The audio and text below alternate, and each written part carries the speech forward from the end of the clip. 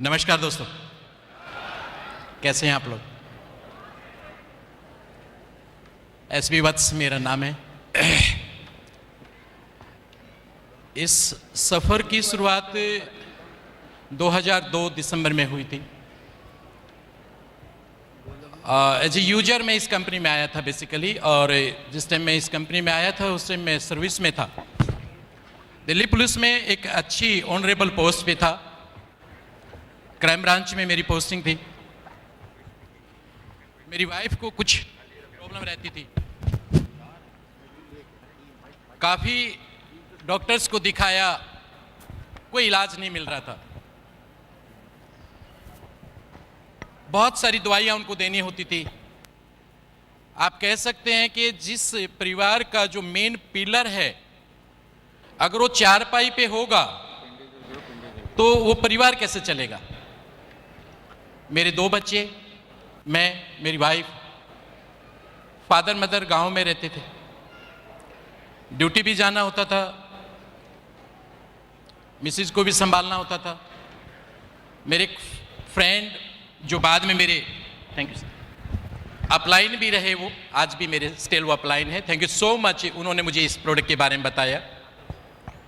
उन्होंने जब इस प्रोडक्ट के बारे में बताया तो यकीन नहीं था कि ऐसा कोई प्रोडक्ट होगा। लेने शुरू किए, उनको रिजल्ट आया। There is no doubt, product ultimate है, वो रिजल्ट आएगा ही। आप लें, मैं लूं, कोई भी ले। काम करने का निश्चय लिया। मई 2003 में मैंने काम करने का निश्चय लिया, क्योंकि उससे मैं बहुत बिजी था। सुबह ड्यूटी जाने का टाइम होता है पुलिस वालों का, आने का टाइम नहीं होता। अक्सर मैं देखता हूं, अभी एफएलपी में बहुत सारे लोग आते हैं, वो कहते हैं कि मेरे पास समय नहीं है। मैं कहता हूं पुलिस वालों से ज्यादा बिजी कोई नहीं होता। उनका ड्यूटी जाने का टाइम होता है। शाम को जब सब लोग छुट्टी करके ऑफिस के लिए निकलते हैं, ऑफिस से घर के लिए निकलते हैं, तब वो फिक्स करते हैं कि आज रेड किस पे करनी है, आज किसको उठाना है, किसको ट्रैप करना है। रात को 12 बजे, 1 बजे, 2 बजे, 3 बजे में भी आप रात को आए, में भी ना आए। तो बहुत बिजी था। तो उसका एक हल था कि मैं अपनी छुट्टी लूं। छुट्टी लेके काम करना शुरू किया। 16 मई 2003 मुझे डेट याद है। मैंने ईएल भरी। मेरे बॉस ने मुझे बुलाया, क्या करोगे इतनी छुट्टियों का, 1.5 महीने की छुट्टी आपने अप्लाई कर दी है। मैंने कहा सर मुझे कोई काम करना है। बॉस के साथ मेरी बहुत अच्छी टून अप थी, क्योंकि वो मेरी बहुत सारी स्थितियों को जानते थे। उन्होंने कहा कोई बात नहीं, आप छुट्टी ले लो, लेकिन टाइम से वापस आ जाना। 1.5 महीने की छुट्टी लेके मैंने काम करना शुरू किया। और 1.5 महीने की छुट्टी में तो सक्सेस होना नहीं था। और सक्सेस का तरीका आप लोग सभी जानते हैं। बहुत सारे मेरे साथी लीडर्स आप लोगों को, मेरे सीनियर लीडर्स आप लोगों को बता भी रहे कि सक्सेस पे जाने से पहले आपको ट्रेनिंग के प्रोसेस से गुजरना होगा। अगर आप ट्रेनिंग से नहीं गुजर पाएंगे तो आपकी सक्सेस अधूरी है और वो टेम्परेरी है। तो ट्रेनिंग लेना शुरू किया। 1.5 महीने तक लगातार ट्रेनिंग। छुट्टियां खत्म हो गई, लेकिन कमिटमेंट था कि मैं भी इसमें कामयाब होकर दिखाऊंगा। फिर 1.5 महीने की ईएल एक्सटेंड करवाई। 3 महीने में भी बात नहीं बनी। एक कसम थी कि वापस ड्यूटी पे उस दिन जाऊंगा जिस दिन मेरा चेक 1 लाख रुपए का होगा।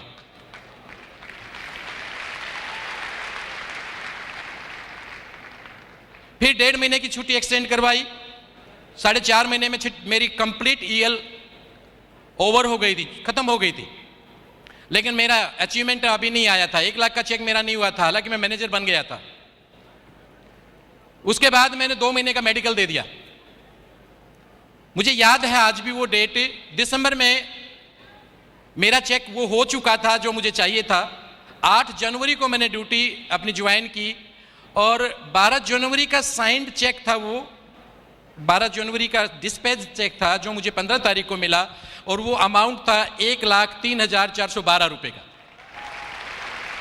आफ्टर 6 मंथ मैं अपनी अचीवमेंट पे था। जो मैंने कमिटमेंट किया था अपने आप से, मैं वहां पे था। उससे अगले महीने मेरा चेक था 1,42,000, उसके बाद 1,72,000, फिर 2,05,000, कौन कहता है एफएलपी स्लो चलती है? कौन कहता है एफएलपी में देर से पैसा आता है? मेरा मात्र 10 महीने का इनकम 7,40,000 रुपए था। मात्र 10 महीने का इनकम था ये। कार प्लान भी मैंने वहां पे किया, सीनियर मैनेजर भी मैं वहां बन चुका था, और मात्र 10 महीने में मैं, शायद मुझे नहीं पता, बाकी रिकॉर्ड तो कंपनी के पास होंगे, बहुत कम लोग ऐसे होंगे जो 10 महीने में मैनेजर रिट्रीट क्वालिफाई करते हैं। मैंने मात्र 10 महीने में मैनेजर रिट्रीट क्वालिफाई की थी। फ्रॉम दैट डे 2003 से लेके आज तक मैंने कभी अपनी मैनेजर रिट्रीट कभी भी लैप्स नहीं करी, रेगुलर मेरी क्वालिफाई होती रही 2003 से लेके आज तक। उसके बाद 20 महीने बाद प्रॉफिट शेयर क्वालिफाई किया। 3 साल के बाद मैं कंपनी का सोरिंग मैनेजर था, कंपनी के मार्केटिंग प्लान में सोरिंग मैनेजर था मैं 3 साल के बाद। और दोस्तों, car plan 1, car plan 2, car plan 3, again car plan 3, again car plan 3, 5 बार कार प्लान मैं ले चुका हूं। 5 बार कंपनी की मार्केटिंग प्लान के थ्रू मैं प्रॉफिट शेयर अचीव कर चुका हूं। 2008 ऑनवर्ड रेगुलर में ग्लोबल रैली क्वालिफायर हूं। ये सारे के सारे जो अचीवमेंट मिले, देयर इज नो डाउट आप लोगों के सहयोग से, मेरे टीम मेंबर्स, मेरे अपलाइन, डाउनलाइन, इवन मेरी ब्रदर लाइन, उन सब लोगों की प्रेरणा से, एक एक वो ट्रेनर जो एफएलपी में ट्रेनिंग्स देता है, चाहे वो बॉम्बे देता है चाहे दिल्ली देता है, कहीं ना कहीं उनसे हमारे को ट्रेनिंग मिली, नेशनल, इंटरनेशनल, और सबसे बड़े कोच हम सब के मिस्टर अमरजीत उबी सर की ट्रेनिंग को मैंने कभी मिस नहीं किया। Yes, is a great coach. एक एक शब्द को हम लोगों ने अपनाया, उसको डीपली डाइजेस्ट किया, जो बड़ा मुश्किल होता है सब लोगों से, क्योंकि अगर आपको किसी सिस्टम में सक्सेस होना है तो आपको बदलना पड़ेगा, चेंज होना पड़ेगा। आप पुराने सिस्टम को नए सिस्टम में ला ही नहीं सकते। मेरे जैसा व्यक्ति जिसका एकदम अलग हटके फील्ड है, आप लोग पुलिस अफसरों को जानते होंगे, मेरे ख्याल से देखते होंगे आए दिन, है ना? हेलो, कभी वास्ता ना पड़े तो अच्छा है। 3 चीजों से भगवान ना मिलाए, एक खाकी वर्दी से, एक काले कोट से, और एक सफेद कोट से। डॉक्टर, वकील और पुलिस वाला, खुशी में कोई नहीं जाता इनके पास। तो मेरे दोस्तों, क्योंकि इनका एटीट्यूड अजीब होता है, मेरा भी एटीट्यूड, क्योंकि मैं भी उस 25 साल तक उस जॉब में रहा हूं। Anti corruption branch, vigilance, crime branch, immigration, traffic police, ये सारी मेरी यूनिट रही हैं जिनके अंदर मैंने ड्यूटी की है। उस जॉब से इधर कन्वर्ट होना, एज वेल एज इधर सक्सेस होना, बहुत एक लंबी स्टोरी है दोस्तों। और ये एक टर्निंग पॉइंट है मेरी लाइफ का, आप इसको ऐसे कह सकते हैं। हर व्यक्ति की जिंदगी में कहीं ना कहीं एक टिस होती है कि मैं एक एक्स्ट्रा इनकम लूं। अपनी इनकम से कोई भी सेटिस्फाई नहीं होता है। सैलरी की कुछ लिमिटेशंस होती हैं, उस सैलरी से आप जस्ट दाल रोटी खा सकते हैं। आजकल तो दाल भी महंगी हो गई है वैसे, लेकिन आप बड़े सपने नहीं देख सकते। आप अपने बच्चों को वो नहीं दे सकते जो जिसके लिए वो डिजर्व करते हैं। तो उसके लिए क्या है, इस महंगाई के जमाने में आइदर या तो आप एक साइड जॉब करो, साइड बिजनेस करो, या फिर कोई दूसरा काम करो। मेरे पास भी ऑप्शन था, एक बेहतरीन ऑप्शन था जो मेरे बहुत सारे साथी पहले से कर रहे थे, टेबल के नीचे से लेने का। अच्छा है क्या ऑप्शन? लेकिन मैं चूंकि एंटी करप्शन ब्रांच में रहा हूं, मैंने लोगों को जेल में जाते हुए, रोते हुए, बिलखते हुए देखा है। मैं अपनी जमीर को मार के पैसा नहीं लेना चाहता था, कभी भी रिश्वत नहीं लूंगा मैं। मैंने अपनी जिंदगी में कभी ऐसा कोई काम नहीं किया जिससे मेरे बच्चों को शर्म से उनकी गर्दन झुक जाए, बल्कि मैं ऐसा काम करता हूं, भूखे रहूंगा, मैं दाल रोटी खाऊंगा, चटनी रोटी खाऊंगा, कोई ऐब नहीं है। बीड़ी, सिगरेट, तंबाकू, शराब, मांस, मिट्टी, दारू, कोई है नहीं एक पुलिस वाला ऐसा देखा कभी आप लोगों ने? नेवर। मैं ऐसा कभी कोई काम नहीं करता जिससे मेरे बच्चों की गर्दन झुके। मैं रिश्वत नहीं लूंगा। तो मैं क्या करूं एक्स्ट्रा इनकम के लिए? मैंने अपने जॉब के साथ साथ इंश्योरेंस का काम किया। कभी देखा कोई पुलिस वाला इंश्योरेंस करते हुए? बहुत कम। छुट्टी वाले दिन जैसे ही मेरे को मौका लगता है मैं इंश्योरेंस करने निकल जाता था। 2 लोगों की, 4 लोगों की, जो पॉसिबल होती इंश्योरेंस करता। 5 साल तक मैंने किया। और 5 साल के बाद मेरी एक आदत है, किसी काम को या तो करो मत, और करो तो उसमें पूरा मन लगा के करो और पूरा उसको टाइम दो। 5 साल तक काम करने के बाद मैंने पाया कि इस एक्स्ट्रा इनकम से मेरा काम नहीं चल सकता। मैंने ट्रांसपोर्ट का काम किया। मेरे कजन ट्रांसपोर्ट कमिश्नर थे उस टाइम पे। उनके पास भी उनकी खुद की बसें होती थी, रेड लाइन बसें, और रेड लाइन बसों में उस टाइम अच्छी इनकम थी। मेरी भाभी शाम को नोटों का थैला भर के ऐसे छुपा के रखती थी। मैं, पैसा किसको अच्छा नहीं लगता? ठीक है, इसमें क्या गलत है? मुझे भी करना चाहिए। मैंने अपना जीपीएफ निकाला। लोगों में बड़ी अच्छी इमेज थी, बड़े अच्छे दोस्त थे। उन्होंने कहा आपको पैसा चाहिए तो ले जाओ भैया। उन्होंने खुद ही भिजवा दिया। एक बस ले ली मैंने, और उन्होंने एट द सेम टाइम मुझे राय दी, क्या रेड लाइन में रखा है? दिल्ली खेतड़ी का परमिट निकला हुआ, दिल्ली खेतड़ी नेशनल हाईवे पर बस चलाना। अरे ये तो और भी अच्छी बात है। मैंने दिल्ली खेतड़ी का परमिट लिया और बस वहां पे लगा दी।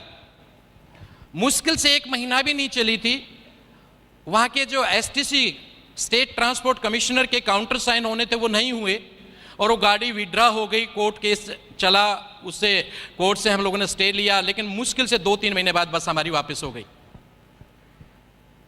बहुत बुरी स्थिति थी मेरी। मेरी सैलरी 20-22 हज़ार रुपये, ड्राइवर की तनख्वाह 15 हज़ार रुपये, कंडक्टर की तनख्वाह 5 हज़ार रुपये, ऊपर से क्लीनर, ऊपर से गाड़ी की 17,800 रुपये किस्त। मैं कहाँ से पे करूँगा? बस मेरे घर पे के बाहर खड़ी थी। डग्गेमारी में चलाई, नेपाल बॉर्डर पे जाती थी, हरिद्वार जाती थी, वहाँ पे जम्मू कटरा चलने लगी। एक बार एक ठेकेदार को बस दे रखी थी, उसने नेपाल बॉर्डर पे ले जाके वहाँ पे गाड़ी का इंजन सीज कर दिया। 3 दिन में उस बस को हम क्रेन से ढो के लाए यहाँ पे। 85 हज़ार रुपये लगा के उस इंजन को उठवाया। कान पकड़ लिया, जिंदगी में दोबारा ये काम नहीं करूँगा। बावजूद इससे यहाँ पे नहीं रुका। सलाहकार बड़े अच्छे रहते हैं। उन्होंने कहा एक बस कभी भी कमा के नहीं देती, दूसरी और ले लो। ABCD भी नहीं आती थी बिजनेस की। और चांस की बात है कि जैसे तैसे करके एक और ले ली। मिसिज की ज्वेलरी भी बेच दी। मिसिज डिप्रेशन में चली गई। अपना ऑफिस खोला, ट्रांसपोर्ट का ऑफिस खोला। मैं, मेरे ब्रदर इन लॉ यहीं पे बैठे हैं वो, और हम दिन रात भागे फिरते थे। 5 साल तक उस काम को भी किया। फिर वहां से थकने के बाद हमने अंडर DTC लगा दी। अंडर DTC लगाने के बाद, चेक आने के बाद हमें जल्दी ये रहती थी कि इसको कैश कैसे कराएं। और चांस की बात तो वही बैंक मैनेजर जो मेरे चेक को उस टाइम पे कैश करते थे, यहीं पे बैठे हैं वो बैठे।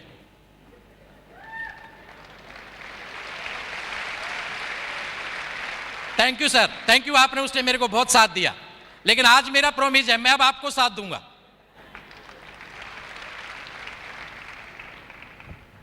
दोस्तों, 5 साल बाद गोसवारा निकाला। मेरे सर पे जितने बाल थे उतना मेरे सर पे कर्ज था। सब कुछ बेच दिया। वाइफ की हालत ये थी, बिस्तर से नहीं उठ पाती थी। घर में फोन, लैंडलाइन, जब बेल बजती थी तो हम लोग कांपने लग जाते थे, किसी पैसा मांगने वाले का फोन है। एक मेरे गुरुजी हैं, उन्होंने कहा कि यहाँ से आप जगह बदल दो। मेरे पास गवर्नमेंट का रेजिडेंस था। मैं छोड़ के यहाँ से रोहतक चला गया। कई बार कुछ लोग कहते हैं कि हमारे पास पैसा नहीं है इसलिए हम एफएलपी नहीं कर सकते। रोहतक चला गया। मेरे पास पैसा मांगने वाले वहीं पे मेरे को सूंघ के कहां पे छुपा हुआ हूं वहीं पहुंच गए। अक्सर ये सोचने लगा मैं कि इस जिंदगी से नरक भी बेहतर है, क्यों ना मैं सुसाइड कर लूं, क्योंकि इतना पैसा मैं नहीं दे सकता था। 22 लाख कर्ज 2002 में, बहुत बड़ा कर्ज होता है। सैलरी मेरी 20-22 हजार रुपए थी। ऐसे बढ़ रहा था, हर महीने उसमें करीब 50-60 हजार रुपए हर महीने इंटरेस्ट के जुड़ जाते थे। हर 2 महीने बाद 1 लाख बढ़ जाता था। एक दिन मेरी जिंदगी का बहुत ही टर्निंग पॉइंट आया। मेरे घर में, जिस मकान में हम रह रहे थे रोहतक, किराया देना था मुझे। किराया देने के लिए मेरे पास पैसा नहीं था। मैंने किसी से इंश्योरेंस की प्रीमियम लेना था दिल्ली से। मैंने सोचा कि उससे प्रीमियम के पैसे लूँगा, उसकी 2 दिन बाद किस्त भर दूंगा और मैं यहाँ पे उसका रेंट पे कर दूंगा। मैं घर से निकला तो मेरी जेब में बस में टिकट लेने के लिए पैसे नहीं थे। ट्रेन में जाने के लिए भी मेरे पास पैसे नहीं थे। मैं अपनी कमजोरी को अपनी वाइफ को भी नहीं बता सकता था, क्योंकि वो पहले से डिप्रेस्ड हो चुकी थी। मेरे 2 छोटे छोटे बच्चे। कोई तीसरा आदमी मुझे नजर नहीं आता था कि जो मेरी मदद कर दे। मेरे फादर से भी मैंने बात की इस बारे में कि मेरे साथ ये स्थिति गुजर रही है। गांव में अच्छी जमीन जायदाद है। अगर आज मैं उसकी पर एकड़ की बात करूं तो 3 करोड़ रुपए पर एकड़ है। अकेला हूं, अच्छी जमीन जायदाद है। लेकिन पापा ने एक बात कह के मेरा मुंह बंद कर दिया, अगर मैं जमीन बेचूंगा तो गांव में बेइज्जती हो जाएगी, इज्जत खराब हो जाएगी। मेरे पास कोई ऑप्शन नहीं था। दिल्ली आना था, जेब में किराया नहीं था। घर से ड्रेस लगाई, ड्रेस लगा के बाईपास पे आया, ट्रक वाले को हाथ दिया और उसको कहा, भैया मेरे को भादरगढ़ जाना। उसने ट्रक में पैसा देने की जरूरत नहीं, पुलिस वालों को कोई पैसा नहीं मांगता। भादरगढ़ आया, वहां से डीटीसी बस पकड़ी, बस अड्डा आया, वहां से पैसा लेके और किराए वाले को पैसा दिया। ये मेरी जिंदगी का आखिरी वो कदम था जहां से मेरे को उठना था।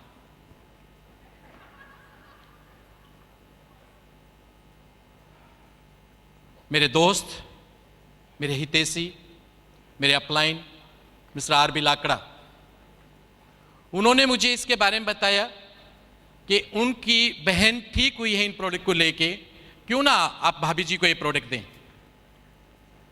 मैंने उनसे प्रोडक्ट लेने के लिए 4805 रुपए भी नहीं थे मेरे पास। मैंने कहा, देख भाई मेरे पास इतना पैसा नहीं है। उसने कहा कि कोई बात नहीं, पैसा आप थोड़ा बाद में दे देना, लेकिन ये प्रोडक्ट अगर आप देंगे तो उनको आराम आएगा। लेकिन सिंपल सी बात है, मेरे में बहुत विचार चले, इतने बढ़िया प्रोडक्ट है तो डॉक्टर क्यों नहीं लिखता? इतने बढ़िया प्रोडक्ट है तो किसी डॉक्टर ने क्यों नहीं बताया? आज तक तो नहीं सुना मैंने। पुलिस वाला एक्स्ट्रा सोचता है 2 कदम। उन्होंने कहा, देखिए किसने बताया किसने नहीं बताया मुझे नहीं पता, लेकिन मेरे घर में रिजल्ट आया है।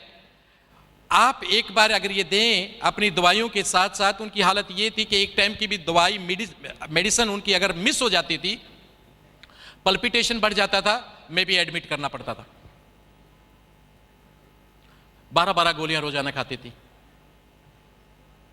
गोलियों के भरोसे ही नींद आती थी उनको, वैसे नींद नहीं आती थी। मरे मन से लेके गया, पहले महीने उनको प्रोडक्ट दिए, कुछ आराम खास नहीं लगा। मैंने उनको बुलाया, यार मेरे को पहले बहुत नुकसान हो रखा है, आप लोगों ने मेरे को क्यों यूज कर लिया? उन्होंने कहा, चिंता मत करिए, थोड़ा समय लगेगा, आप पेशेंस के साथ लीजिए इनको। दूसरे महीने का भी लिया। तीसरे महीने बाद एक दिन बड़ा गजब का चांस हुआ। उस टाइम इमिग्रेशन में था मैं रेगुलर टाइम पे फोन करता था, आप अपनी टाइम पे दवाई ले लें, क्योंकि मिस नहीं होनी थी वो। मैंने फोन किया कि आपने दवाई ले ली। उसने कही कि मैं दवाई नहीं ले रही और पिछले 7 दिन से नहीं ले रही।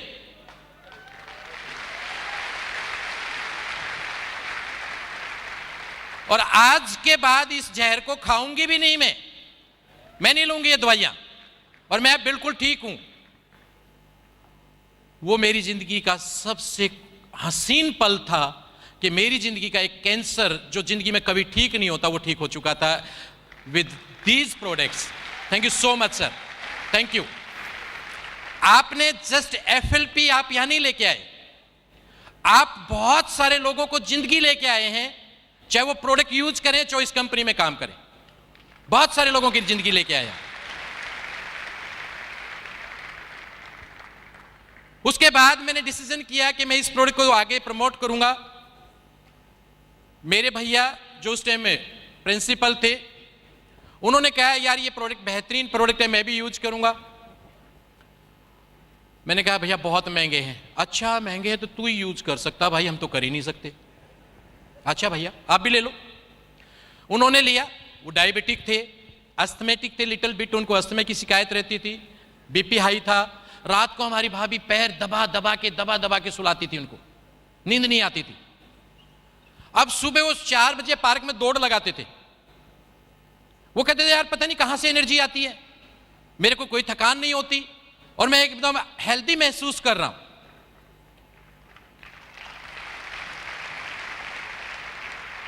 उन्होंने मुझे प्रेरित किया कि ये इतनी अच्छी चीजें हम दूसरे लोगों तक क्यों नहीं भेजते, ये तो बहुत अच्छी चीजें हैं, किसी को शिकायत नहीं आएगी, लोगों को आराम आएगा, लोग हमें दुआ देंगे। यहां तक कोई बिजनेस वाली बात भी नहीं थी। वो भी मेरे साथ लगे और वो मेरे पहले सीनियर मैनेजर भी बने, बाद में कारप्लेन भी किया उन्होंने। आजकल बिजी हो रहे हैं, इंजीनियरिंग कॉलेज बनाया उन्होंने, इसलिए वो बिजी हो रहे हैं, नहीं ध्यान दे पाते। बहुत सारे चैलेंजेस आए क्योंकि उस टाइम पे दोस्तों यहां पे जो आज आप देख रहे हैं सीन, ये बहुत एडवांस है। यहां तक का सफर जो निकला है, उस टाइम पे जब हम काम करते थे शुरुआत के दिनों में, बाय चांस किसी के एक के पास कोई टेस्टिमोनी मिल जाती, कलर पेपर मिल जाता, लो भैया मलेशिया में इस लेडी के मीजल्स ठीक हो गए, ये एक्ने ठीक हो गया, ये इसके ये प्रॉब्लम ठीक हो गए, तो सारे लीडर उसकी कॉपी करके घुमा लेते थे।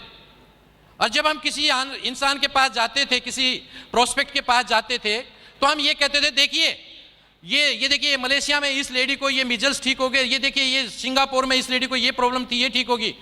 कई बार तो पकड़े जाते थे, वो पूछ लेते थे यहां क्या हुआ वो बताओ भाई, हमारे पास कोई उत्तर नहीं होता था क्योंकि इनिशियल स्टेज पे थी कंपनी और यहां पे वो रिजल्ट, वो सारी बातें इतनी नहीं थी। आज तो आप लोग तो बहुत स्वर्ण एकदम गोल्डन टाइम पे आए हो। उस टाइम बिजनेस प्लान के लिए भी हम ये दिखाते थे, ये देखिए 2003 में रोल्फ किप का 5 लाख का प्रॉफिट शेयर चेक आया है। वो कहते थे इंडिया में किसका आया भाई। तो उस टाइम थोड़े चैलेंजेस ज्यादा थे, उस टाइम ट्रेनिंग लिटरेचर बहुत सारी चीजें इस कदर नहीं थी। आज तो बहुत इंप्रूव हुआ है। हमारे कंट्री मैनेजर साहब, मैं हमेशा सैल्यूट करता हूं इनको सर, एक एक चीज को इतने वो डीपली जाते हैं, आपको कुछ भी दिमाग चलाने की जरूरत नहीं, जस्ट उनको फॉलो कर लो जो लिटरेचर उन्होंने हमारे लिए तैयार किया है। और एक और आप लोगों को बताता हूं मैं, ये जो लिटरेचर जो आप लोग पढ़ते हैं पूरे दुनिया में किसी कंट्री में नहीं है, पूरी दुनिया में किसी कंट्री में ये लिटरेचर नहीं है जो आप लोगों को मिलता है। ये जो ट्रेनिंग सिस्टम, ये जो ट्रेनर्स को भी हमेशा अपडेट करते रहते हैं, वो हमेशा बेहतर से बेहतर बनाने की कोशिश करते हैं। और आज अगर हम लोग सफल हैं ना, तो किसकी वजह से? ऑफ कोर्स इनकी कोचिंग की वजह से। Thank you so much sir. As well as हमारे सारे के सारे ट्रेनर, चाहे वो प्रेम राजन सर हो, मेजर भटनागर हो, TPS Bedi, Sunil Gupta, Arun Surana, mister Anand Gandhi, of course Anupam Thapliyal, ये जितने भी हमारे ट्रेनर्स हैं अल्टीमेट है। इंडिया में ट्रेनर नहीं है ऐसे, अल्टीमेट ट्रेनर हैं, ऑलवेज स्पोर्टिव। एक से एक ट्रेनिंग को इतने बेहतर तरीके से चार्ट किया गया, इतने बेहतर तरीके से ट्रेनिंग देते हैं। और यही वजह है जो मैं आज स्टेज पे खड़ा हूं। अगर मैं ट्रेनिंग में नहीं होता तो मैं आज यहां नहीं होता। यस, मेरी सफलता के पीछे और कोई नहीं है। ऑफ कोर्स टीम तभी बना पाएगा इंसान जब उसको खुद आता होगा। टीम बाद में आती है, पहले खुद इंसान को उसके लेवल पे तैयार होना पड़ता है। और उस लेवल पर तैयार होने के लिए उसको ट्रेनिंग्स लेनी होती हैं, उस प्रोसेस से गुजरना होता है। बहुत सारी ट्रेनिंग्स ली, आज भी ट्रेनिंग कभी भी मिस नहीं करते। जो भी लिटरेचर कहीं पे भी मिलता है, मैं तो उसको याद नहीं करता, मैं उस लिटरेचर को पढ़ता नहीं हूं, पूरी तरह से डाइजेस्ट करता हूं। मैं अपनी टीम को भी एक ही बात सिखाता हूं, एक ही मेरा फार्मूला, मेरी टीम वाले सब लोग जानते हैं। A few books well digested and studies is better than thousands books gargled in the mouth. एक ही फार्मूला है, हजारों किताब पढ़ने से बेहतर है एक ही किताब को पूरी तरह से अपनी जिंदगी में उतार लो।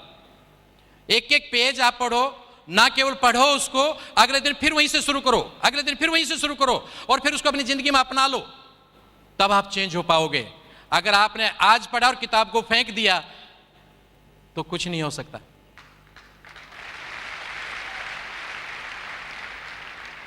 अब मुझे गेन करना था, सिंपल सी बात है, काम करने का डिसीजन लिया तो तीन ही फार्मूले थे। मुझे गेन करना है नॉलेज, तो रेगुलर ट्रेनिंग। मुझे गेन करना है अपने डिस्ट्रीब्यूटर को, मैक्सिमम डिस्ट्रीब्यूटर मैंने स्पॉन्सर करने हैं, अपॉर्चुनिटी सेल करनी है। अक्सर लोग खाली प्रोडक्ट सेल पे पूरा कंसंट्रेट करते हैं, लेकिन मेरा ये मानना है ये तीनों की तीनों चीजें आपकी बैलेंस चलेंगी।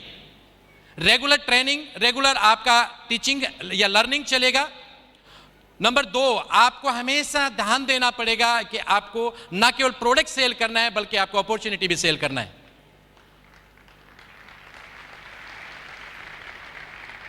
आज भी मेरा एक वसूल है, मेरे टीम में कोई भी व्यक्ति कहीं भी किसी भी डाउन में हो, मैं परवाह नहीं करता ये मेरा 12वां डाउन लाइन है, ये मेरा 10वां डाउन लाइन है, मैं जानता ही नहीं 6 3 2 क्या होता है, नहीं जानता। मेरा 15वां डाउन लाइन भी अगर मेरे को ये कहे मेरे को ट्रेनिंग चाहिए तो मैं बोलता हूं कब चाहिए, मैं आ रहा हूं। सिंपल, एक ही फार्मूला है। और मेरी टीम बैठी यहां पे, कोई भी ये कहते सर मेरे को ट्रेनिंग नहीं दी, कोई भी, एक ही तरीका है मेरा। कोई भी व्यक्ति मेरे को फोन करे मुझे एफएलपी करना है, चाहे वो अंडमान बैठा है, चाहे वो बेंगलोर बैठा है, चाहे वो कलकत्ता बैठा है, श्री भगवान वहां पे खड़ा है।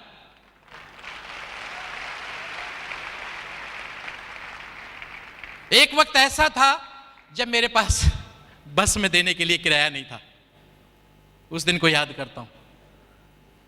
आज एक सप्ताह में या एक महीने में कम से कम 3 से 4 बार फ्लाइट की ट्रेवल करता हूं। Thank you sir. कम से कम 3 से 4 बार फ्लाइट की ट्रेवल करता हूं। यह दिन दिया एफएलपी ने, यह दिन दिया मेरे को इस अपॉर्चुनिटी ने।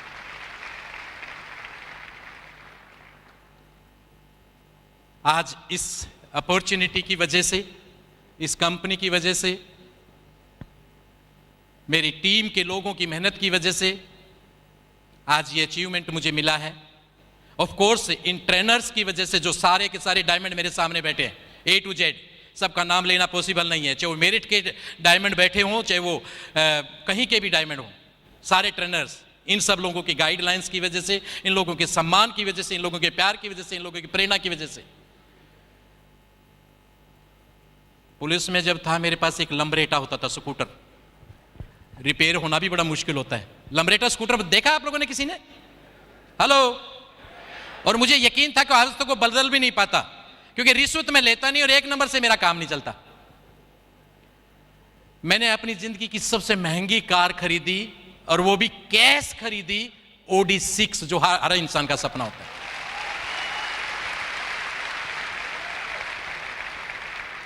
HDFC बैंक में मेरा अकाउंट है, वो अक्सर मुझे फोन करते रहते हैं, सारे सर आपका ये प्री अप्रूव्ड लोन है 30 लाख का, सर आपका ये प्री अप्रूव्ड लोन है 60 लाख का, सर आपका ये प्री अप्रूव्ड क्रेडिट कार्ड है आपका 10 लाख का, 5 लाख का, ऐसे करते रहते हैं। मैं बोला तुम्हें लोन चाहिए तो बोलो, अपने को नहीं चाहिए, अपने को नहीं चाहिए, बिल्कुल नहीं चाहिए।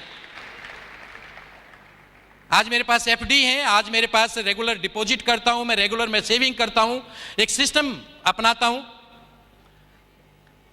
हर इंसान का एक सपना होता है जो मैं पुलिस से कभी पूरा नहीं कर सकता था, कि मेरे बच्चे हाईली क्वालिफाइड हों। आपका भी सपना है क्या? आज मेरी बेटी MD कर रही है RML हॉस्पिटल से, केवल FLP की वजह से। मुझे फक्र है। उनकी फीस देने के लिए या उनको फैसिलिटी देने के लिए मुझे कभी सोचना नहीं पड़ता। अभी उसकी MD पूरी होने वाली है तो वो पूछी पापा अब? मैं बोला अब आगे MCH कर, नौकरी नहीं करनी, पढ़ जहां तक पढ़ना है तेरे को। ये फीलिंग आती है आपकी इस अपॉर्चुनिटी से, ये फीलिंग आती है आपकी फाइनेंशियल फ्रीडम से।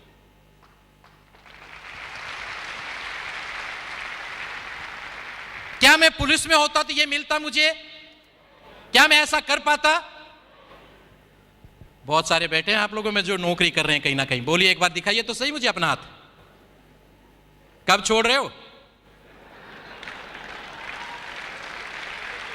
प्लीज अपने आप पे विश्वास करो पंकज जी। आजकल मेरी टीम में नौकरी छुड़ाने में मैं माहिर हूं। मेरे पारसनाथ जी सब इंस्पेक्टर से अभी उन्होंने रिजाइन किया है। पारसनाथ जी कहां हैं? ये खड़े। अभी सब इंस्पेक्टर से इनको वीआरएस दिलाया। नौकरी छुड़ाने में माहिर हूं भैया, किसी को छोड़नी हो तो मेरे पास आ जाना। और जिंदगी भर अगर गुलामी करने की आदत पड़ गई है तो मैं क्या करूं? मजबूरी है। हमने नौकरी की क्योंकि हमारे पास सेकंड ऑप्शन नहीं था, लेकिन इससे बेहतर अपॉर्चुनिटी पूरी अर्थ पे नहीं है, ये मैं गारंटी से सील लगाता हूं।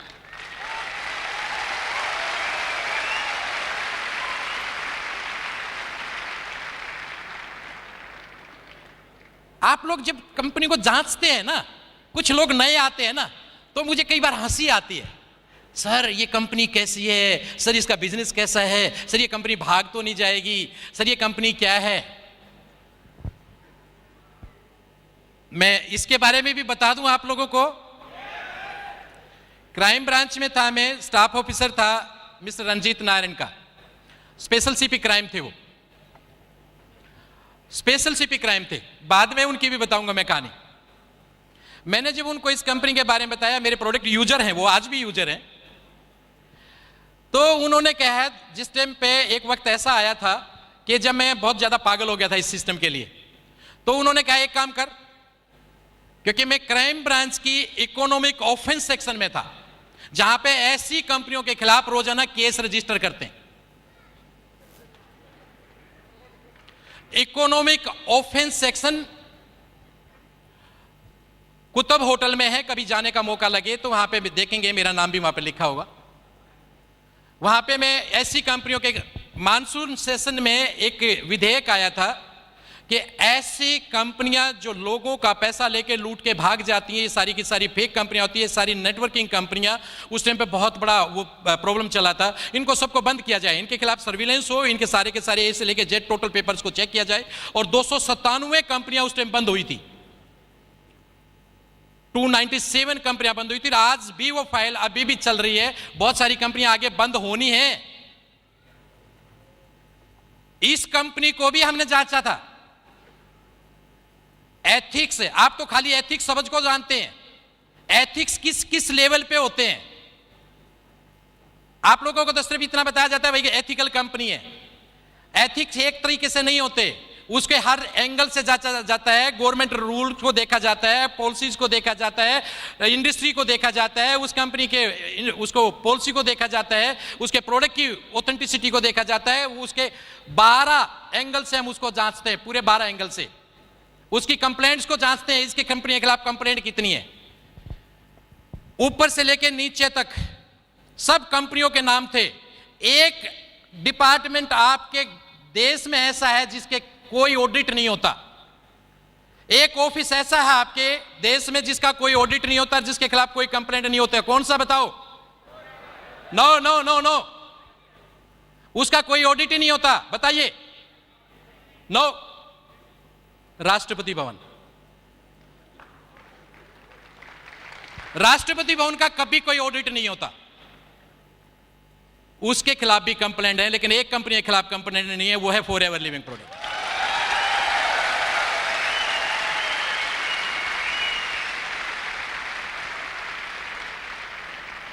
शायद ही कोई ऐसा गवर्नमेंट डिपार्टमेंट हो जिसने हमेशा टाइम पे पैसा दे दिया हो, शायद ही। कितना भी ऑथेंटिक डिपार्टमेंट क्यों ना हो, कितना भी सिस्टमेटिकली डिपार्टमेंट क्यों ना हो, लेकिन 2 बार तो पैसा लेट होता ही होता है। 31 मार्च को और 31 सितंबर को फाइनेंशियल क्लोजिंग होता है, 6 मंथली और ईयरली, तो 2 बार तो पैसा लेट होता ही होता है। सैलरी क्या कहते हैं पंकज जी? एक कंपनी दुनिया में ऐसी है जिसका पैसा लेट नहीं होता, वो है फॉरएवर लिविंग प्रोडक्ट।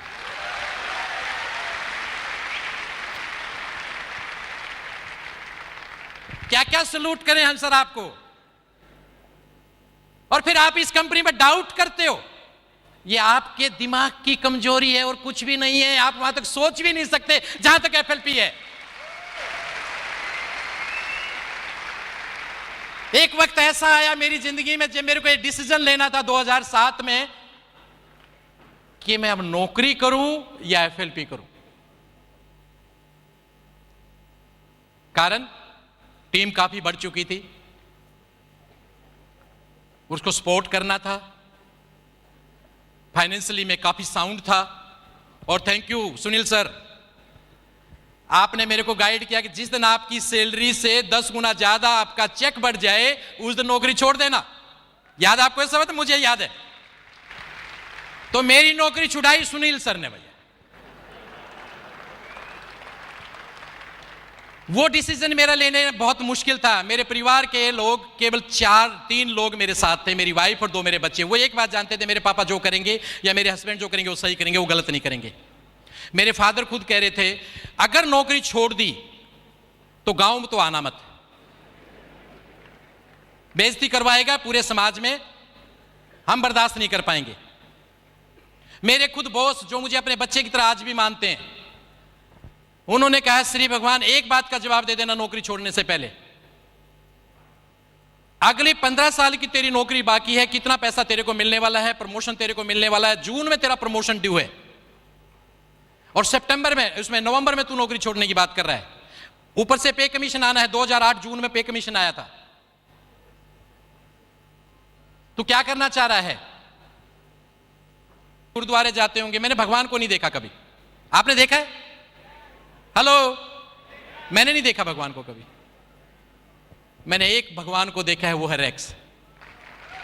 मेरी नजरों में ये इज्जत है उनकी, जिन्होंने करोड़ों लोगों को हेल्थ और वेल्थ दी है। असली मायने में ये है भगवान, मेरी नजरों में ये भगवान।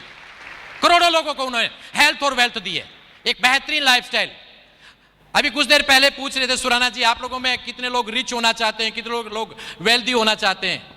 ऑफ कोर्स मैं अक्सर सुनता हूं लोगों से कि सर हम लोग एफएलपी में पैसा कमाने आए। आप भी पैसा कमाने आए होंगे? पैसा कमाने मत आइए, पैसा तो हर जगह मिल जाता है, बहुत जगह मिल जाता है।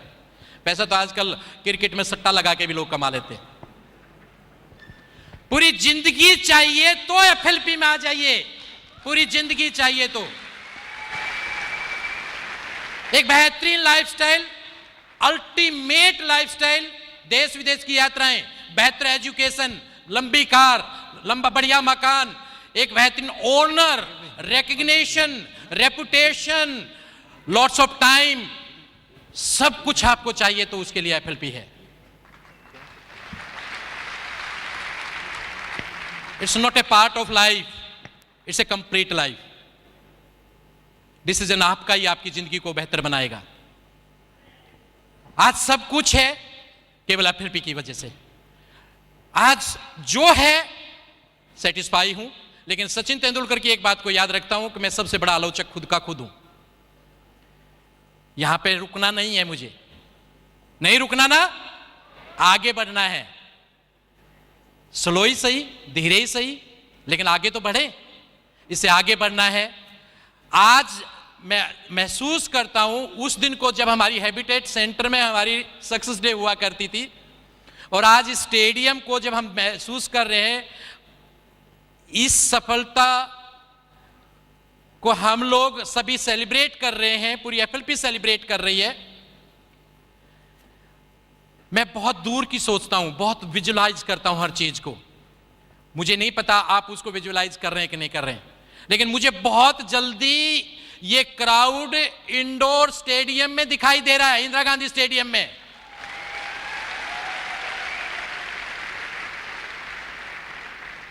आपको दिखाई दे रहा है क्या?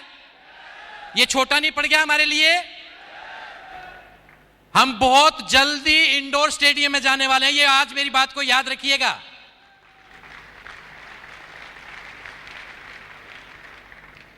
दोस्तों, आपका फ्यूचर, इस कंपनी का फ्यूचर, मैं तो इतना सा महसूस करता हूं, जस्ट हमारे को बेस बनाने में टाइम लगा है। एक जैसे कि हमारे रेक्स सर ने एक बड़ी गजब की स्टोरी सुनाई थी चाइनीज बम्बों के बारे में, कि पहले साल लगाया कुछ भी महसूस नहीं हुआ, दूसरे साल उसमें पानी देते रहे, वो उसमें चांटिंग करते रहे, कुछ भी महसूस नहीं हुआ, फिर उसके बाद धूप अगरबत्ती करते रहे, फिर भी कुछ चांटिंग नहीं हुआ, तो उसमें ग्रोथ नहीं हुआ। तीसरा साल, चौथा साल, 5 साल के बाद जब उन्होंने जाके देखा तो एकदम वो 75 फीट ऊंचा था। आज वही एफएलपी हो चुकी है। बेस बनाने में हमारे को 10 साल लगे, 12 साल लगे, लेकिन आज FLP जब हम महसूस करते हैं कि ऐसी रैली तो हमारे हर स्टेशन पे होने लग गई है। और आज हम, सही डाटा तो मेरे को नहीं देना चाहिए और मुझे मालूम भी नहीं है कि कितना, मैं अप्रोक्स आइडिया देता हूं। आप लोग ये बताइए कि आज FLP करीब 400 करोड़ के टर्नओवर के आसपास है। हम मुश्किल से कितनी % पॉपुलेशन के पास पहुंचे? 2%? 2% भी टच नहीं किया हम लोगों ने भैया। 1.25 बिलियन पॉपुलेशन है हमारे देश की, 1.25 बिलियन। 1 मिनट में 50 लोग, 1 घंटे में बच्चे, 1 घंटे में 3000 बच्चे, आज ही मैंने डाटा निकाला है, 1 घंटे में 3000 नए बच्चे आ जाते हैं। और कई बार मैं अपने डिस्ट्रीब्यूटर देखता हूं, वो ये कहते हैं सर उसको उसने ज्वाइन करा लिया, सर उसको उसने ज्वाइन करा लिया। मैं कहता हूं रे इतनी देर में तो और आ चुके हैं 10। क्यों टेंशन ले रहा है? पॉपुलेशन में तो महार हैं हम लोग, क्या है टेंशन ले रहे? ज्वाइन करा लिया, करना आने देना, तू दूसरा देख ले। और 10 ने काम नहीं करा तो क्या फर्क पड़ता है, 30 और 11वां देख ले, राइट? तो दोस्तों, सबसे पहले आज इस सफलता के लिए मुझे यहां पे खड़ा होकर 2 बात बोलने के मौका देने के लिए सबसे पहले मैं दिल से धन्यवाद करना चाहूंगा अपने कंट्री मैनेजर का। Thank you so much sir.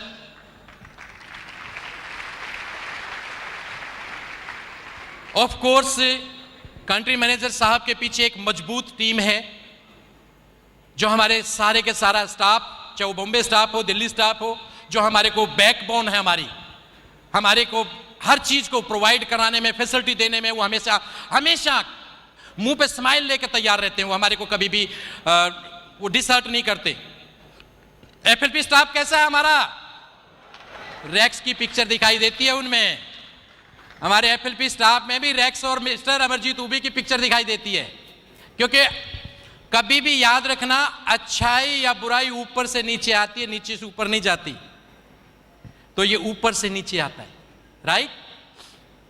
तो मैं बहुत आभार प्रकट करना चाहता हूं उन लोगों के लिए, ऑफ कोर्स सभी ट्रेनर्स के लिए, इसके साथ साथ उन सब लोगों के लिए जिन लोगों ने जाने अनजाने मेरे ग्रुप से या मेरे इस अचीवमेंट के लिए या मेरे साथ मिलके काम किया, मेरी टीम के ईच एंड एवरी व्यक्ति के लिए, मेरे सारे लीडर्स के लिए,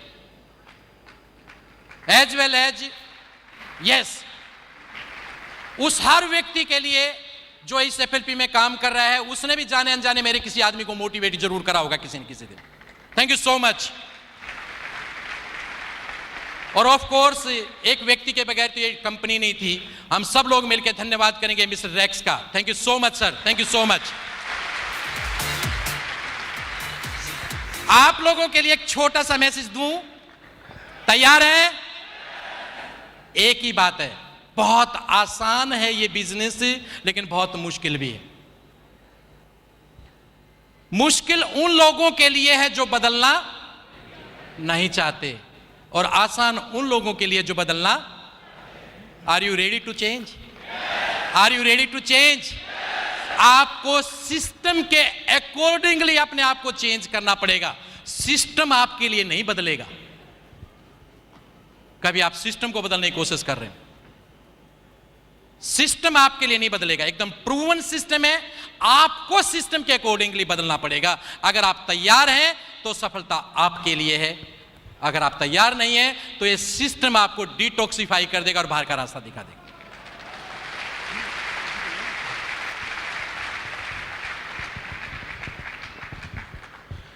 समय बहुत कम है, पूरा दम लगा दो तुम।